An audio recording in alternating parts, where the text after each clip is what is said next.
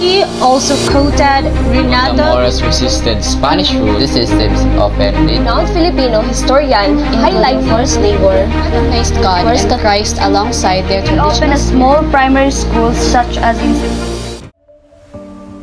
In this video, we explore the challenges of understanding the history of Lumads, an indigenous group in the Philippines during the Spanish colonial period. We begin with a quote by Teodoro A. Agoncillo, a renowned Filipino historian highlighting the difficulties in writing a comprehensive history due to the limited availability of source materials controlled by the colonial government. Drawing inspiration from an African proverb, we considered the metaphorical representation of the Lumads as lions and the Spaniards as hunters, emphasizing the lack of access to the Lumads' perspective. We reflect on the marginalization of indigenous voices and the reliance of colonial records by non-Lumad scholars. However, William Henry Scott, in his book Cracks in the Parchment Curtain, shares the optimism that one can still get some fairly clear pictures of our ancestors even from the official documents of the Spanish colonial. This represents the cracks in the parchment through which fleeting glimpses of Filipinos and their reactions to Spanish dominion may be seen. The initial responses of the Lumads when they encountered the Spaniards varied depending on the specific circumstances and individual perspective. The Spaniards used various methods to subjugate the Lumads, including forced labor, forced conversion to Christianity, land seizures, and the impositions of Spanish cultural practices. The methods used by the Spaniards to subjugate the Lumads are the following. Number 1. Divide and rule. The Spaniards employed a strategy of dividing indigenous communities by forming alliances with certain native leaders or groups. Number 2. Encomienda system. The encomienda system was a labor system established by the Spanish crown in which the Spanish officers, called encomenderos, were granted control over certain indigenous communities.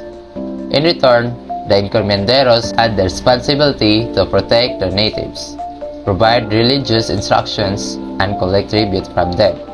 However, these systems often lead to exploitation and abuses against the indigenous populations. Number 3. Religious conversion. The Spanish friars played a significant role in the subjugation of the Lumads by actively promoting the spread of Christianity. Number 4. Military conquest. The Spaniards relied on their superior arms and military tactics to conquer the asserts control over the Lumads.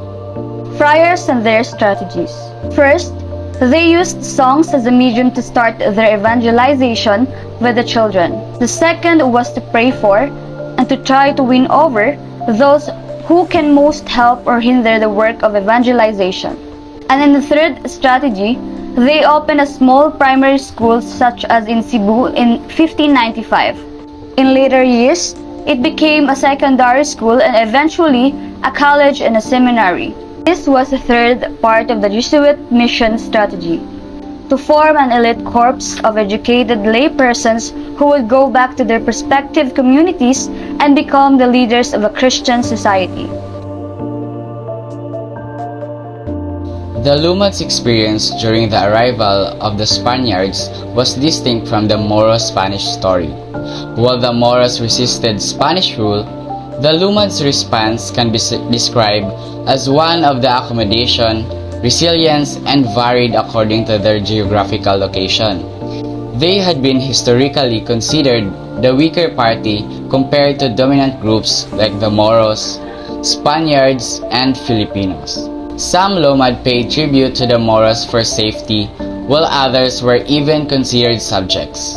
When the Spaniards arrived, the Lumads responded in different ways, including accommodation, resistance in various forms such as withdrawal, revolts, and non-violent resistance. Subterfuge, as seen in the cases of Caraga and Butuan, and retaliation. It is worth noting that not all Lumad populations were known for belligerence, and some communities welcomed the Spanish missionaries and chose to embrace Christianity without perceiving it as a serious threat. The Bukidnons and Manobos responded to the arrival of the Spanish in their upland region not by outright rejection or dependence, but through creative accommodation.